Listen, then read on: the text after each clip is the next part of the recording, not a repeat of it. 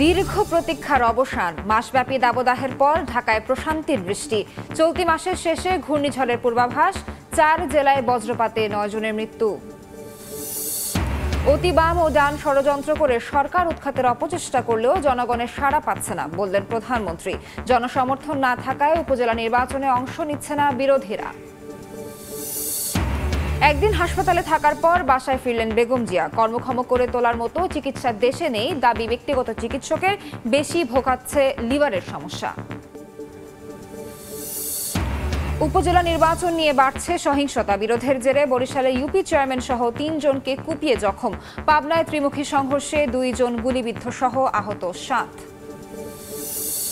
এবং টানা 2 মাস কমলো এলপি গ্যাসের দাম, 49 টাকা কমে 12 কেজি সিলিন্ডার 1393 টাকা। জ্বালানি খাতে ভর্তুকি বন্ধ না করে জবাবদিহিতা নিশ্চিতের পরামর্শ ক্যাবের।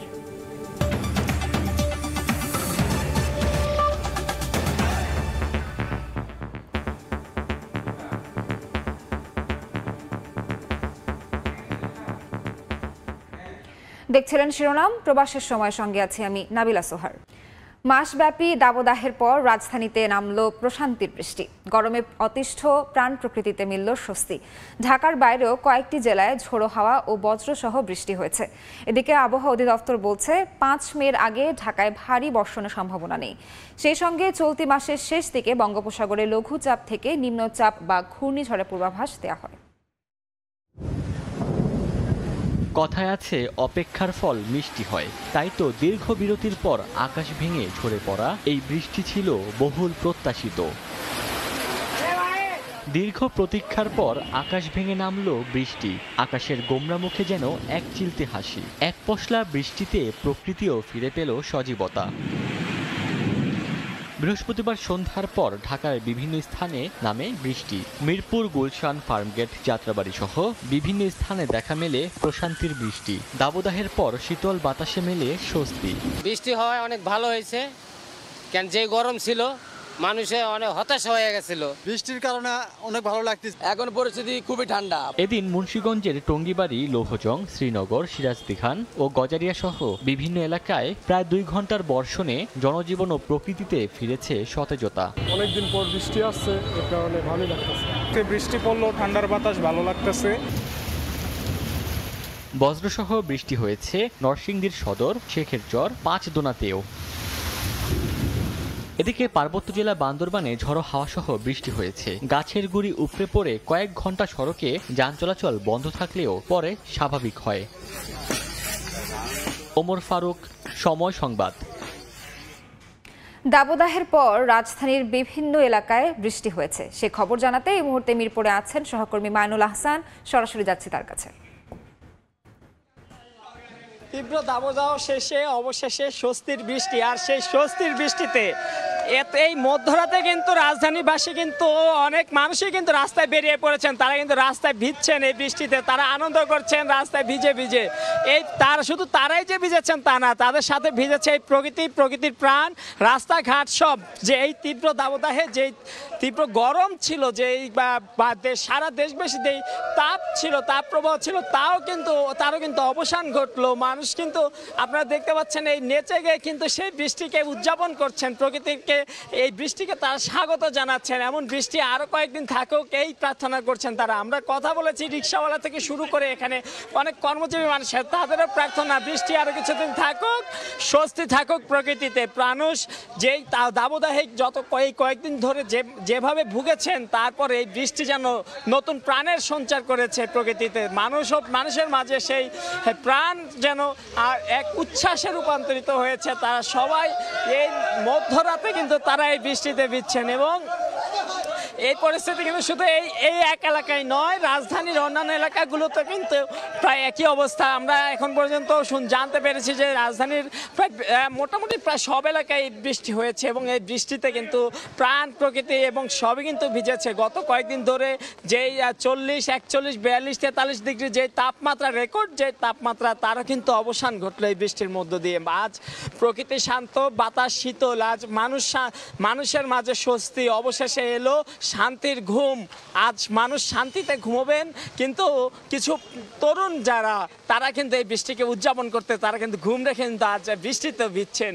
এই যে উচ্ছ্বাস, যে আনন্দ, এই আনন্দ কিন্তু প্রায় দীর্ঘ 1 মাস পর, দীর্ঘ 1 মাস ধরে বৃষ্টিহীন প্রকৃতিতে যে তাপপ্রবাহ বয়ে গিয়েছে, সেই তাপপ্রবাহ শেষে কিন্তু এখন কিন্তু স্বস্তি নামলো দেশে, এবং মানুষ কিন্তু এটাকে বেশ ভালোভাবে গ্রহণ করে নিচ্ছেন। যে বৃষ্টি চলতে থাকুক, প্রকৃতি ঠান্ডা থাকুক, মানুষ প্রাণ প্রকৃতি শীতল থাকুক, সব কিছু এটাই তাদের প্রার্থনা। বা এভাবে যেন চলতে থাকে, এই তাপপ্রবাহ যেন কমে যায়।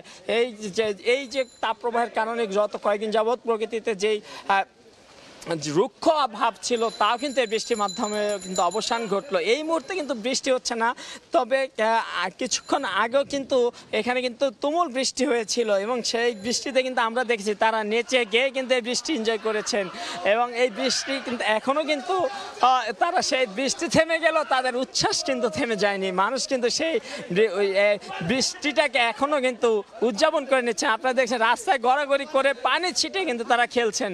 এই প্রকৃতি এই এমন এক উচ্ছ্বাস, তার অপেক্ষায় কিন্তু রাজধানীবাসী, দেশবাসী কিন্তু বেশ কয়েক বছর ধরে, দীর্ঘদিন ধরে এই অপেক্ষায় ছিল, এবং অবশেষে এমন এক পরিস্থিতি দেখা কিন্তু পাওয়া গেল।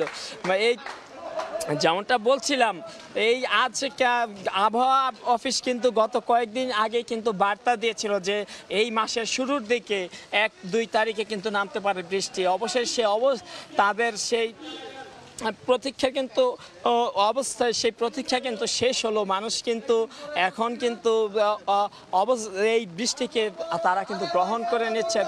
কেউ আপনারা দেখতে পাচ্ছেন কেউ ছাতা নিয়ে কিন্তু এখানে ঘুরছেন, এবং কেউ আবার বৃষ্টিকে কিন্তু বরণ করে নিচ্ছেন। এভাবেই কিন্তু চলছে আজকে বৃষ্টিকে গ্রহণ করে নেওয়া, বসন্তকে গ্রহণ করে নেওয়ার মতো আজ বৃষ্টিকে গ্রহণ করে নেওয়া। যেই তারপর শেষে এই আনন্দ সবার মাঝে যেন ছড়িয়ে পড়েছে। আজ বৃষ্টির আনন্দে যেন সবাই উচ্ছ্বসিত। এই প্রাণ প্রকৃতি এই দেশে গত কয়েকদিনের তাপ প্রবাহের পর এই যেন নতুন করে প্রাণ ফিরে পেল, প্রকৃতি প্রাণ ফিরে পেল, মানুষ প্রাণ ফিরে পেল, প্রাণ ফিরে এসেছে রাস্তা থেকে শুরু করে সব কিছুর মাঝে। আজ দেশের মানুষ শান্তিতে ঘুমাবে, রাজধানীর মানুষ শান্তিতে ঘুমাবে, এমনটাই সবার প্রত্যাশা। অবশেষে যে তাপপ্রবাহ তার কিন্তু অবসান হলো, মানুষের কষ্টেরও কিন্তু বলা যায় যে অবসান হলো, কর্মজীবী মানুষের কিন্তু কষ্টের অবসান হলো। এবং আপনি জানেন যে গত কয়েকদিনের তাপপ্রবাহে কিন্তু দেশব্যাপী কিন্তু যে তাপপ্রবাহ বয়ে গিয়েছে, তার ফলে কিন্তু নানান রকম ভোগান্তি হয়েছে। বেশ কয়েকজন মানুষও কিন্তু হিটস্ট্রোকে মারা গিয়েছেন। অবশেষে সব কিছুর যেন সমাধান হিসেবে নেমে এলো এই বৃষ্টি। এটা যেন তারা বলছিলেন এটা যেন সৃষ্টিকর্তার এক অশেষ নিয়ামত। এই উচ্ছ্বাস যেন এই উচ্ছ্বাস তারই যেন বহিঃপ্রকাশ। তারা সেই বৃষ্টিকে এভাবে গ্রহণ করে নিয়ে তারা কিন্তু আজ প্রমাণ বলে দিলেন, বুঝিয়ে দিলেন এই বৃষ্টির কতটা অপেক্ষায় ছিলেন, কত প্রতীক্ষায় ছিলেন এই রাজধানীর মানুষ এই বৃষ্টির। এই বর্তমানে আমরা এতক্ষণ সরাসরি যুক্ত ছিলাম মিরপুর থেকে। দাবদাহের পর রাজধানীতে প্রশান্তির বৃষ্টির খবর জানাতে ভিজিট করুন সময় টিভির ফেসবুক পেজে। এর আগে বৃহস্পতিবার সকালে চট্টগ্রাম বিভাগের কয়েকটি জেলায় বৃষ্টি হয়। এতে শুধু প্রকৃতি নয়, গরম ও লোডশেডিংয়ে নাকাল নগর জীবনেও আসে প্রশান্তি। তবে বৃষ্টির সুখবরেও রয়েছে দুঃসংবাদ। বজ্রপাতে কক্সবাজার, রাঙামাটি, খাগড়াছড়ি ও কুমিল্লায় 9 জন মারা গেছেন।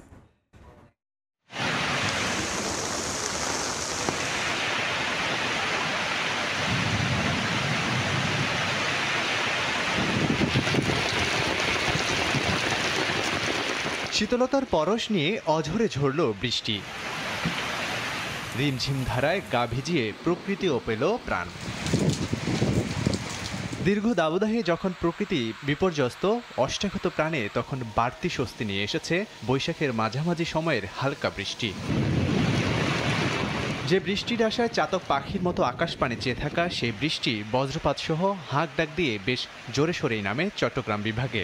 বৃষ্টির দেখা পেয়ে উচ্ছ্বসিত, তীব্র গরম ও লোডশেডিংয়ে নাকাল নগরবাসী। গরম মানুষ সহ্য করতে পারতেছে না, এখন বৃষ্টিটা হতে মানুষ একটু শান্তিভাবে কদিনকার গরমে যানবাহন আজকে একটু বৃষ্টি হয়েছে, আল্লাহর কাছে শুকরিয়া।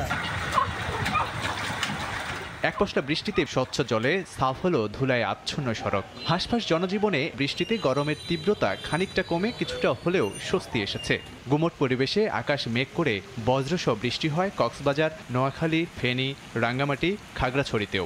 এমন আবহাওয়ায় উত্তাল হয়ে ওঠে সাগর। বিশাল বিশাল ঢেউ আশ্রে পড়ে সাগর পাড়ে। তবে স্বস্তির বৃষ্টির সুখবরেও রয়েছে দুঃসংবাদ। আকাশ কাঁপানো বজ্রপাতে কয়েক জায়গায় প্রাণ ঝরেছে। দেশের বিভিন্ন অঞ্চলে আবহাওয়ার এমন পরিবর্তনে খুলনা ও রাজশাহী সহ অন্যান্য জনপদেও তাপমাত্রার পারদ কিছুটা নিচের দিকে। গাজুরানো শীতল বাতাস বয়ে যাচ্ছে কয়েক জেলায়। লাবিব হাসান, সময় সংবাদ। অন্য প্রসঙ্গ, সরকার পতনে আন্দোলন জমাতে বাম দলগুলো 90 ডিগ্রি ঘুরে গেছে উল্লেখ করে প্রধানমন্ত্রী শেখ হাসিনা প্রশ্ন তুলেছেন, কাদের ক্ষমতায় আনতে মাঠে নেমেছেন তারা। বৃহস্পতিবার সকালে গণভবনে থাইল্যান্ড সফর পরবর্তী সংবাদ সম্মেলন করেন সরকার প্রধান। তিনি বলেন, উপজেলা নির্বাচন প্রভাবমুক্ত রাখতে চেয়েছে আওয়ামী লীগ, আর জনসমর্থনের ভয়ে নির্বাচনের বাইরে অন্য দলগুলো। গেল মাসের শেষ ভাগে থাইল্যান্ডে 6 দিনের সফরে যান প্রধানমন্ত্রী শেখ হাসিনা। রাষ্ট্রীয় সেই সফরের প্রাপ্তি তুলে ধরতে রীতিমাফিক সংবাদ সম্মেলনের আয়োজন প্রধানমন্ত্রীর বাসভবন গণভবনে। এবারে সরকার গঠন করার পরে প্রথম সফর করলাম থাইল্যান্ডে। বৃহস্পতিবার বেলা 11:30টায় সম্মেলনের শুরুতেই দ্বিপাক্ষিক সফর নিয়ে লিখিত বক্তব্যে দেশবাসীকে উল্লেখযোগ্য অংশ অবহিত করেন প্রধানমন্ত্রী। সফরের মধ্য দিয়ে দুই দেশে ব্যবসা বাণিজ্য এবং অভিজ্ঞতা বিনিময়ের একটা ভালো সুযোগ সৃষ্টি হয়েছে। এরপরই উপস্থিত দেশি বিদেশি গণমাধ্যম কর্মীদের বিভিন্ন প্রশ্ন নেন সরকার প্রধান। বাম চলে গেছে 90 ডিগ্রি ঘুরে। যারা অতি বাম আমরা সবসময় মনে করি তারা খুব প্রোগ্রেসিভ, গণমুখী দল ইত্যাদি ইত্যাদি। তো সেখানে আমার প্রশ্নটা হচ্ছে যে ঠিক আছে, তারা আমাকে উৎখাত করবে, পরবর্তীতে কে আসবে তাহলে? সেটাকে ঠিক করতে পেরেছে? সেটা কিন্তু স্পষ্ট না। আর সেটা স্পষ্ট না বলেই তারা কিন্তু কেউই জনগণের কোনো সাড়া পাচ্ছে না। বিভিন্ন প্রসঙ্গের পাশাপাশি ওঠে আসন্ন উপজেলা নির্বাচনে দলীয় নেতাদের স্বজন প্রীতির ইস্যু। আমাদের কথা হচ্ছে ইলেকশনটা প্রভাব মুক্ত যেন হয়। তবে হ্যাঁ, এটা ঠিক যে হয়তো এক জায়গায় বউকে দিল, আরেক জায়গায় ছেলেকে দিল, আর এক জায়গায় এগুলি আসলে ঠিক না। কর্মীদেরও মূল্যায়ন করা উচিত। আঞ্চলিক রাজনীতির প্রসঙ্গে কথা বলতে গিয়ে মিয়ানমারের গ্যাস পাওয়ার সুযোগ এলেও বিএনপি সরকারের অদূরদর্শিতার জন্যই দেশ ক্ষতিগ্রস্ত হয়েছে বলে জানান সরকার প্রধান। মিয়ানমারের যে গ্যাস, সেটাও খালেদা জিয়া নাকচ করে দিয়েছিল। যা ফলাফলটা কি? সমস্ত গ্যাস পাইপলাইন করে চীন নিয়ে যাচ্ছে।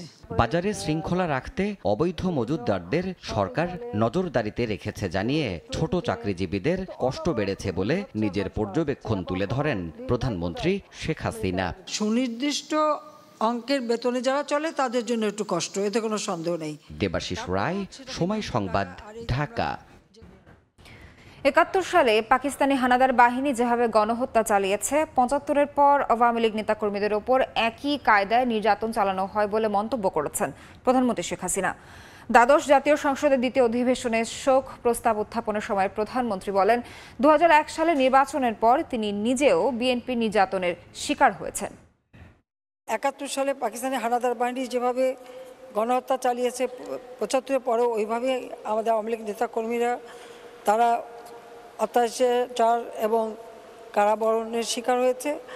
আবার ২০০১-এর নির্বাচনের পরে তো ওই সমস্ত এলাকার আরও ভয়াবহ অবস্থার সৃষ্টি হয়। বিশিষ্ট ব্যক্তিত্বকে পর্যন্ত হত্যা করে, আমাদের নেতাকর্মীদের হত্যা করে, সেই অবস্থা। তো আমি নিজেও এ ধরনের হামলার শিকার হয়েছি। কাজে সেই অবস্থার মধ্য দিয়ে সংগঠনকে গড়ে তুলে নিয়ে এসেছিলেন আব্দুল হাইয়ের মতো এরকম সাহসী নেতৃত্ব ছিল বলেই সেটা সম্ভব হয়েছিল। ১৯৭৫ সালে জাতির পিতা বঙ্গবন্ধু শেখ মুজিবকে হত্যার পর অবৈধভাবে ক্ষমতা দখল করে যখন জিয়াউর রহমান নিজেকে রাষ্ট্রপতি ঘোষণা দেয়, আওয়ামী লীগের নেতা কর্মীদের উপর অকথ্য অত্যাচার চালায়। এই ঝিনাইদহে সেখানে এমন একটা সন্ত্রাসী এলাকা ছিল যেখানে গ্রামে মানুষ টিকতে পারত না। সেখানে নির্বাচন করা, রাজনীতি করা অত্যন্ত কষ্টকর ছিল। কিন্তু সেই অবস্থার মধ্যেও আব্দুল হাই অত্যন্ত দৃঢ়তার সাথে সংগঠন ধরে রাখে এবং সংগঠনকে সুসংগঠিত করে। এদিকে উপজেলা নির্বাচনে প্রভাব বিস্তার না করতে এমপি মন্ত্রীদের নির্দেশ দিয়েছেন প্রধানমন্ত্রী শেখ হাসিনা। বৃহস্পতিবার সন্ধ্যায় আওয়ামী লীগের সংসদীয় দলের সভায় এই নির্দেশনা দেন তিনি। যারা নিকট আত্মীয়দের প্রার্থী করছেন ভবিষ্যতে তাদের পরিবার নিয়েই থাকতে হবে বলেও হুঁশিয়ারি দেন তিনি। বৈঠকে বেশ কিছু সাংগঠনিক নির্দেশনাও দেন দলীয় সভাপতি ও সংসদ নেতা। উপজেলা পরিষদ নির্বাচন অবাধ, সুষ্ঠু ও নিরপেক্ষ করতে প্রশাসনকে সর্বাত্মক সহায়তা করার জন্য প্রধানমন্ত্রী দলীয় সংসদ সদস্যদের নির্দেশনা দিয়েছেন বলে জানা গেছে।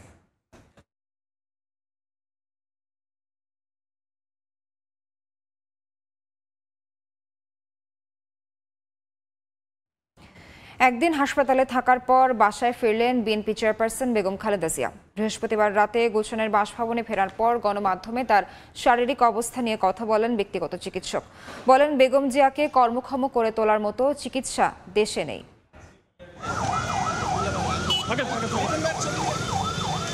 24 ঘন্টা হাসপাতালে চিকিৎসকদের পর্যবেক্ষণে ছিলেন বিএনপি চেয়ারপারসন বেগম খালেদা জিয়া। মাঝে কিছু সময়ের জন্য ভর্তি ছিলেন করোনারি কেয়ার ইউনিট সিসিইউতে। এরই মাঝে করা হয় বেশ কিছু পরীক্ষা নিরীক্ষা। অবশেষে বৃহস্পতিবার সন্ধ্যায় পান বাসায় ফেরার ছাড়পত্র। হুইলচেয়ারে করে চিকিৎসকদের সহায়তায় হাসপাতাল থেকে বেরিয়ে গাড়িতে ওঠেন বিএনপি নেত্রী। নিরাপত্তা বেষ্টিত গাড়িবহর এবার কেয়ারের মূল ফটক পেরুতে নেতাকর্মীরা ঘিরে ধরেন বেগম খালেদা জিয়ার গাড়িকে।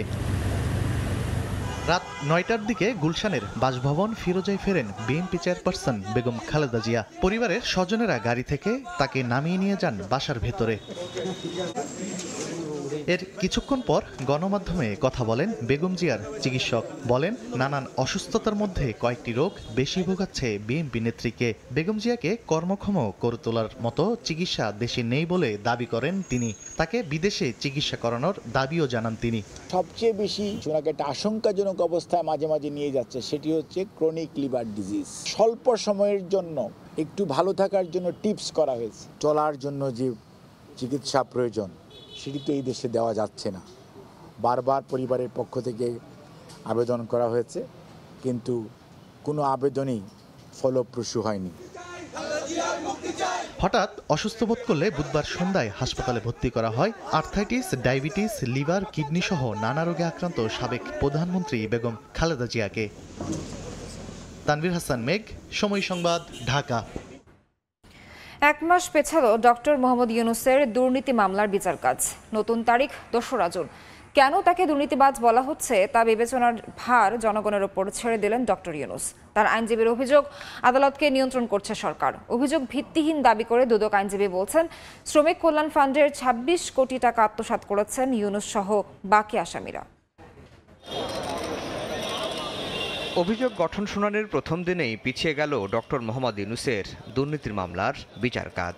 এদিন জামিন ও শুনানি পেছানোর আবেদন করেন অধ্যাপক ইউনূসের আইনজীবী। একই আবেদন করেন অন্য আসামির আইনজীবীরাও। রাষ্ট্রপক্ষ প্রস্তুত থাকলেও দুপক্ষের বক্তব্য শুনে পরবর্তী শুনানির জন্য 2 জুন দিন ধার্য করেন আদালত। মঞ্জুর করেন জামিন। ওই দিন 26 কোটি টাকা কিভাবে আত্মসাৎ হয়েছে শ্রমিকের সে বিষয়ে এবং তিনি কতটুকু দায়ী সে বিষয়ে আমরা বক্তব্য প্রদান করব। ডক্টর ইউনূস বলছেন, তাকে কেন সুদখোর, রক্তচোষা, জোচ্চোর, দুর্নীতিবাজ বলা হচ্ছে তা তিনি জানেন না। তার বিরুদ্ধে আনা অভিযোগ সত্য না মিথ্যা তা বিবেচনার ভার জনগণের ওপর ছেড়ে দেন তিনি। জোচ্চুরি, অর্থ আত্মসাৎ, অর্থ পাচার এগুলো সত্য কিনা নাকি এই সুদখোরের মতো কথাবার্তা, এগুলো সেটা আপনাদের বিচারের জন্য ছেড়ে দিলাম। এক ধাপ এগিয়ে ইউনূসের আইনজীবীর অভিযোগ, আদালত নিয়ন্ত্রণ করছে সরকার। বিচারকে ভিন্ন দিকে নিতে এমন অভিযোগ বলে দাবি দুদকের। সমস্ত কল কবজা নাড়ার একমাত্র এই হচ্ছে সরকার। সরকার যদি সঠিক পদক্ষেপ নেয় তাহলে সব বন্ধ হয়ে যাবে। অত্যন্ত মুক্তভাবে বই পুস্তকের আলোকে, রেকর্ডের আলোকে, নথির আলোকে 26 কোটি টাকা শ্রমিকের অর্থ আত্মসাতের আলোকে এই মামলা পরিচালিত হবে। আপনারা দেখবেন, দেশবাসী দেখবে। গ্রামীণ টেলিকমের শ্রমিক কর্মচারীদের সংরক্ষিত ফান্ডের লভ্যাংশের প্রায় 26 কোটি টাকা আত্মসাৎ ও পাচারের অভিযোগে ডক্টর মোহাম্মদ ইউনূস সহ 14 জনের বিরুদ্ধে গত 1 ফেব্রুয়ারি আদালতে চার্জশিট দাখিল করে দুদক। আফজার হোসেন, সময় সংবাদ, ঢাকা। দেখছেন প্রবাসের সময়। ভোক্তা পর্যায়ে টানা 2 মাস কমানো হলো এলপিজির দাম। মে মাসের জন্য 12 কেজি সিলিন্ডারের দাম 49 টাকা কমিয়ে 1393 টাকা নির্ধারণ করা হয়েছে। টানা ৮ মাস বাড়ার পর গত এপ্রিল মাসে কমতে শুরু করে তরলীকৃত পেট্রোলিয়াম গ্যাস এলপিজির দাম। ৩ এপ্রিল ভোক্তা পর্যায়ে ১২ কেজি সিলিন্ডারের দাম ৪০ টাকা কমিয়ে ১,৪৪২ টাকা নির্ধারণ করা হয়। এবার আরেক দফা কমিয়ে দাম নির্ধারণ করা হলো ১,৩৯৩ টাকা। বিইআরসি শুনানি কক্ষে এলপি গ্যাসের নতুন দর ঘোষণা করেন সংস্থাটির চেয়ারম্যান। গত মাসে ১২ কেজির মূল্য ছিল ১৪৪২ টাকা, এই মাসে সেটা হয়েছে ১৩৯৩ টাকা এবং ৪৯ টাকা কমেছে। অটো গ্যাসের দাম মূসক সহ প্রতি লিটার ৬৩ টাকা ৯২ পয়সা নির্ধারণের ঘোষণাও দেন। প্রতি লিটার অটো গ্যাস এপ্রিল মাসে ছিল ৬৬ টাকা ২১ পয়সা, আর এই মাসে সেটা হয়েছে ৬৩ টাকা ৯২ পয়সা। গত মার্চ মাসে ১২ কেজি সিলিন্ডারের দাম ৮ টাকা বাড়িয়ে ১,৪৮২ টাকা, ফেব্রুয়ারিতে ৪১ টাকা বাড়িয়ে ১,৪৭৪ টাকা ও জানুয়ারিতে ২৯ টাকা বাড়িয়ে ১,৪৩৩ টাকা নির্ধারণ করা হয়েছিল। আলতাফ হোসাইন, সময় সংবাদ, ঢাকা। এদিকে জ্বালানি খাতে ভর্তুকি বন্ধ না করে জবাবদিহিতা নিশ্চিতের পরামর্শ দিয়েছে ক্যাব। এ খাতে দুর্নীতি বন্ধ করতে পারলে প্রায় ৪০,০০০ কোটি টাকার ঘাটতি পূরণ সম্ভব বলে মনে করে সংগঠনটি। বৃহস্পতিবার সকালে ডিআরইউ মিলনায়তনে সংবাদ সম্মেলনে এ দাবি করে ক্যাব। বৈশ্বিক অর্থনৈতিক সংকটের প্রভাব পড়েছে বাংলাদেশেও। আর্থিক সংকটে পড়ে বিশ্বদাতা সংস্থার দ্বারস্থ বাংলাদেশ। সুযোগকে কাজে লাগিয়ে নানামুখী শর্তের বেড়াজালে ফেলেছে আইএমএফ। বাদ যায়নি বিদ্যুৎ ও জ্বালানি খাত। পরামর্শ রয়েছে ভর্তুকি বন্ধে ধীরে ধীরে দাম সমন্বয়ের। কিন্তু এত সব ভর্তুকির খেসারত সাধারণ ভোক্তা দিবে কেন, তা নিয়ে প্রশ্ন তুলেছে consumer association of Bangladesh cab. তাদের শর্ত পূরণ করার জন্য জনগণের ঘাড়ের উপরে বোঝার পর বোঝা চাপাবেন, এটা অনেক অন্যায় করেছেন। এখন বলছে ৪১ সালে আমরা ডেভেলপ কান্ট্রি হব, বাট ৪১ সালে ডেভেলপ কান্ট্রি হব আপনি ২০১৫ সালে থেকে বিদ্যুৎ কেন্দ্র তৈরি করা আরম্ভ করবেন। অনুষ্ঠানে ক্যাবের জ্বালানি উপদেষ্টা ডক্টর শামসুল আলম জ্বালানি খাতে সুবিচার নিশ্চিতে ১৩ দফা দাবি জানিয়ে বলেন, অপচয় ও আত্মসাৎ না হলে বিদ্যুৎ খাতে কম বেশি ৪০,০০০ কোটি টাকার ঘাটতি হতো না। যেহেতু এখানে বিদেশিদের সঙ্গে চুক্তি হচ্ছে, সুতরাং সংসদে আলাপ করে নির্ধারিত হোক যে এই চুক্তিগুলো জনস্বার্থ বিরোধী কিনা। ভর্তুকি সমন্বয়ে দাম বাড়লে মুদ্রাস্ফীতিতে প্রভাব ফেলবে কিনা সরকারকে তা ভেবে দেখার পরামর্শ ক্যাব সভাপতির। বিদ্যুতের দাম বাড়ানো হয়, যদি গ্যাসের দাম বাড়ানো হয়, তাহলে মুদ্রাস্ফীতি কি বাড়বে না কমবে? বিদ্যুৎ ও জ্বালানি খাতের উন্নয়নে প্রতিযোগিতাবিহীন যে কোনো বিনিয়োগ আইন দিয়ে নিষিদ্ধ করা এবং এ খাত নিয়ে ব্যক্তি খাতের কোনো প্রতিষ্ঠানের সঙ্গে শেয়ারে না জড়ানোর দাবি জানিয়েছে ক্যাব। কাজল আব্দুল্লাহ, সময় সংবাদ, ঢাকা। জাতীয় লজিস্টিক নীতি হবে বাংলাদেশের জন্য গেম চেঞ্জার। আকর্ষণ করবে দেশি বিদেশি বিনিয়োগ, বাড়াবে কর্মসংস্থান, সহজ করবে পণ্য পরিবহন আর ভূমিকা রাখবে টেকসই অর্থনৈতিক প্রবৃদ্ধিতে। বৃহস্পতিবার বিকেলে রাজধানীর বঙ্গবন্ধু আন্তর্জাতিক সম্মেলন কেন্দ্রে জাতীয় লজিস্টিক নীতি ২০২৪ অবহিতকরণ সভায় এসব কথা উঠে আসে নীতি নির্ধারক, উন্নয়ন সহযোগী সহ বিভিন্ন অংশীজনদের বক্তব্যে। আন্তর্জাতিক ও অভ্যন্তরীণ পণ্য আর সেবা সরবরাহ সহজ করা, রফতানি বহুমুখীকরণ, বাণিজ্য সম্প্রসারণ, বিনিয়োগ আকর্ষণ সহ টেকসই অর্থনৈতিক প্রবৃদ্ধি নিশ্চিতে প্রতিযোগিতামূলক বৈশ্বিক ব্যবস্থায় নিজেদের সক্ষমতা বাড়াতে প্রথমবারের মতো জাতীয় লজিস্টিক্স নীতি ২০২৪-এর অনুমোদন দিয়েছে সরকার।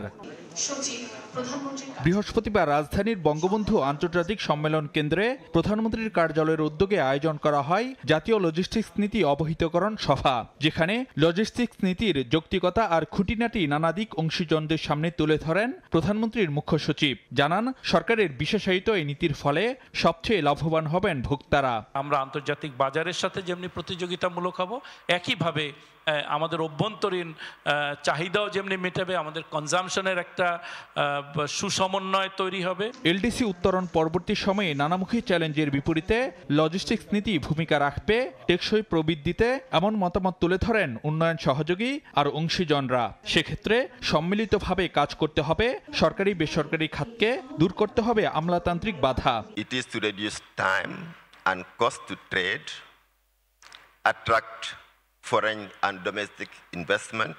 We are so confident that this will be the game changer for the Bangladesh economy. জাতীয় লজিস্টিক্স নীতি পদ্মা সেতুর মতোই আরেক সক্ষমতার প্রতীক উল্লেখ করে সরকারের নীতি নির্ধারকরা বলছেন, রাজনৈতিক সদিচ্ছার প্রতিফলন লজিস্টিক্স নীতি, যা ভিত গড়ে দেবে নির্বাচনী প্রতিশ্রুতি বাস্তবায়ন আর উন্নত বাংলাদেশ গড়ার লক্ষ্য পূরণে। আমাদের সরকারের দুটো উল্লেখযোগ্য প্রতিশ্রুতি ছিল, একটা হলো দ্রব্যমূল্য আর একটা ছিল কর্মসংস্থান। আমি মনে করি যে এই লজিস্টিক যে নীতি এটা বাস্তবায়নের মধ্য দিয়ে এই দুটো জিনিসই বাস্তবায়ন হবে। আমার আগামী দিনে আমার কার কার সাথে লড়াই করতে হবে, কোথায় যেতে হবে, কোন জায়গাগুলিতে, এবং সেখানে আমাকে কম্পিট করে টিকতে হবে। সভায় উদ্বোধন করা হয় জাতীয় লজিস্টিক্স নীতি বিষয়ক সরকারি ওয়েবসাইট। ফারুক ভিয়া, রবিন, সময় সংবাদ, ঢাকা। দেখছেন প্রবাসের সময়, সঙ্গেই থাকুন। ভূমধ্যসাগর হয়ে ইউরোপ যাওয়ার চেষ্টাকালে নৌকাডুবিতে প্রাণ হারানো 8 বাংলাদেশি মরদেহ দেশে পৌঁছেছে। বৃহস্পতিবার দুপুর 12:30টায় সৌদি এয়ারলাইন্সের ফ্লাইটে মরদেহগুলো ফিরলেও পুলিশি কার্যক্রমে স্বজনদের বাধায় সুরতহালের জন্য লাশগুলো ঢাকা মেডিকেলে নিতে কিছুটা সময় লাগে। এদিকে মানব পাচারীদের দৃষ্টান্তমূলক শাস্তির দাবি জানিয়েছেন স্বজনরা। শাহজালাল আন্তর্জাতিক বিমানবন্দরে নেমেছে স্বজনবাহী ফ্লাইট, তবে টার্মিনাল নয়, অপেক্ষা কার্গো গেটে। নেই জড়িয়ে ধরার প্রতীক্ষা, আশা কেবল স্বজনের মরদেহের কফিনটা বাড়ি নেয়ার। গত 15 ফেব্রুয়ারি ভূমধ্যসাগর পাড়ি দিয়ে ইতালি যাওয়ার পথে প্রাণ হারান 8 বাংলাদেশি। 2.5 মাসের নানা প্রক্রিয়া শেষে বৃহস্পতিবার এই 8 জনের মরদেহ দেশে পাঠায় লিবিয়া দূতাবাস, যাদের মধ্যে 3 জনের বাড়ি গোপালগঞ্জে ও 5 জনের মাদারীপুরে। বোর্ডের লোক ধরে এলো 40 জন, নিচে এলো 70 জন 60 জন নিয়ে ওদের একটা বক্সের ভিতরে যাইতে পারছিল না, আমার বাইকটা যাইতে চাইছিল না, ওরে পিটাইয়া নিচে একটা জমি ওইটা বিক্রি করে 13 লাখ টাকা একবারে নিয়ে নিছে।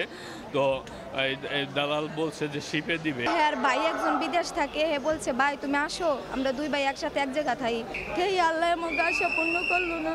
বেলা 12:30টার দিকে মরদেহবাহী সৌদি এয়ারলাইন্সের বিমানটি ঢাকায় পৌঁছায়। মরদেহ নিতে বিমানবন্দরে তার আগে থেকেই উপস্থিত ছিলেন স্বজনরা। তবে মামলা হওয়ায় সুরতহাল প্রতিবেদনের আগে লাশ হস্তান্তর করতে নারাজ police.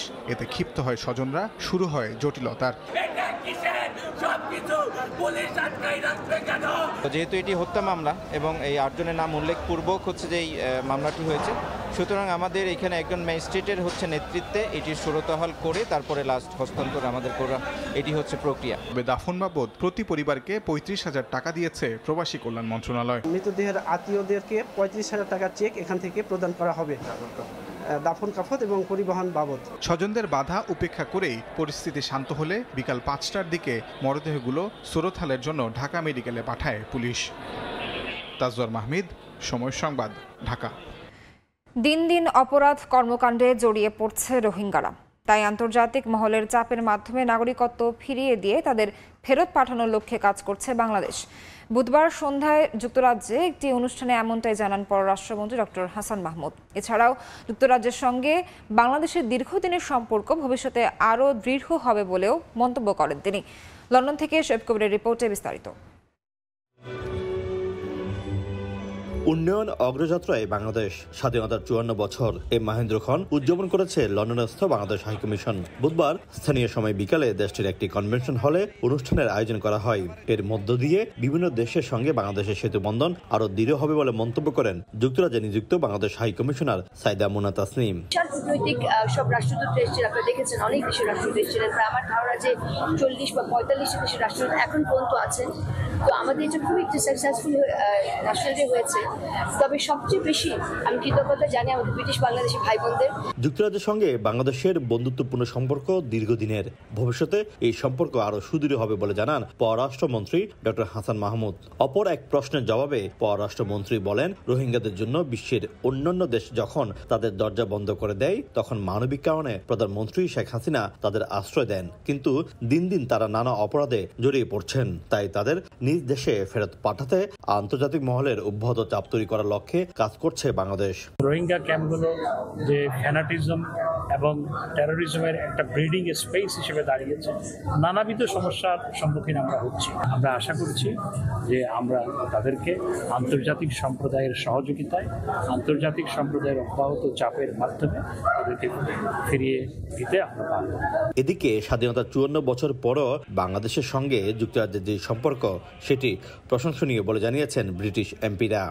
Got bonds of friendship, and tonight was an opportunity to come together and celebrate that. Two countries who respect each other, who support each other. অনুষ্ঠানে প্রবাসী কল্যাণ ও বৈদেশিক কর্মসংস্থান মন্ত্রণালয়ের প্রতিমন্ত্রী শফিকুর রহমান চৌধুরী, পররাষ্ট্র বিষয়ক সংসদীয় স্থায়ী কমিটির সভাপতি ডক্টর AK আব্দুল মোমিন সহ বিভিন্ন দেশের হাইকমিশনার অংশ নেন। শোয়েব কবির, সময় সংবাদ, লন্ডন। আবারও বৈরী আবহাওয়ার কবলে সংযুক্ত আরব আমিরাত। বুধবার স্থানীয় সময় রাত ৩টা থেকে প্রচণ্ড ঝোড়ো হাওয়ার সঙ্গে শুরু হয় বৃষ্টি। পাশাপাশি ধূলিঝড় লণ্ডভণ্ড করেছে দেশটির বিভিন্ন অঞ্চল। যানবাহন শূন্য হয়ে পড়ে মহাসড়কগুলো। শিবলিয়া সাদিকের রিপোর্ট। বন্যার ক্ষয়ক্ষতি কাটিয়ে উঠতে না উঠতে আবারও বৈরী আবহাওয়ার শিকার সংযুক্ত আরব আমিরাত। বুধবার রাত ৩টা থেকে প্রচণ্ড ঝড়ো হওয়া ও বৃষ্টি শুরু হয়েছে দেশটিতে। উপড়ে গেছে বিভিন্ন অঞ্চলে গাছপালা। হঠাৎ শুরু হওয়া ঝড়ো হাওয়ায় দিক বেদিক ছুটি করেন সাধারণ মানুষ। যানবাহন শূন্য হয়ে পড়ে দেশটির বিভিন্ন মহাসড়কগুলো। আগে থেকেই বৈরী আবহাওয়ার সতর্কতা থাকায় প্রশাসনের পক্ষ থেকে মোবাইল অ্যাপসের মাধ্যমে সবাইকে সতর্কবার্তা জানিয়ে দেওয়া হয়। ২ এবং ৩ মে দেশটির সাধারণ মানুষকে সতর্ক থাকতে বলা হয়েছে। শিক্ষা প্রতিষ্ঠানে অনলাইন ক্লাস নেয়ার নির্দেশনা দেয়া হয়েছে। আবুধাবি ও আলাইনে সবচেয়ে বেশি বৃষ্টিপাত হয় বলে জানা গেছে। গতবারের মতন টানা বৃষ্টি হলে বিভিন্ন শহর ও নিম্নাঞ্চল প্লাবিত হওয়ার আশঙ্কা রয়েছে। তবে এবার দেশটির সরকার পর্যাপ্ত প্রস্তুতি নিয়েছে বলে জানা গেছে। শিবলাল সাদিক, সময় সংবাদ, সংযুক্ত আরব আমিরাত। জার্মানিতে হয়ে গেল নারায়ণগঞ্জ জেলা সমিতির ঈদ পুনর্মিলনী ও বৈশাখ বরণ অনুষ্ঠান। স্থানীয় সময় শনিবার দেশটির বারেন উইটেমবার্গের মানহাইমে বসবাসরত প্রবাসীরা মেতে ওঠেন আনন্দে। জার্মানিতে অনুষ্ঠানে অংশ নেন হাজারো প্রবাসী নারী পুরুষ। দেশের ঐতিহ্য ও আবহমানকালের সংস্কৃতি তুলে ধরেন আমন্ত্রিত শিল্পীরা। ছিল গান, নাচ, মডেলিং, আবৃত্তি সহ নানা পরিবেশনা। দেশীয় খাবারের আয়োজনে মুগ্ধ প্রবাসীরা। বিদেশের মাটিতে বাংলাদেশের সংস্কৃতিকে নতুন প্রজন্মের কাছে তুলে ধরাই এই আয়োজনের উদ্দেশ্য বলে জানান আয়োজকরা।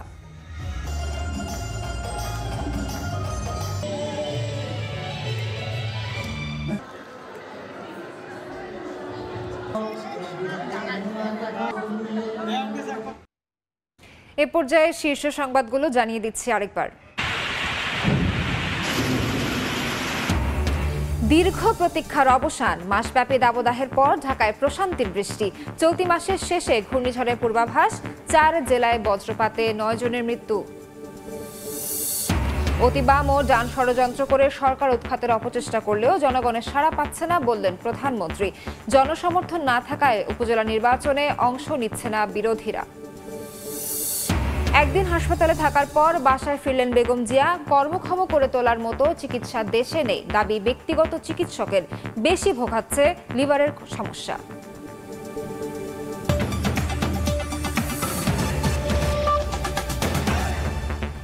এই ছিল প্রবাসের সময়। সঙ্গে থাকুন সময়।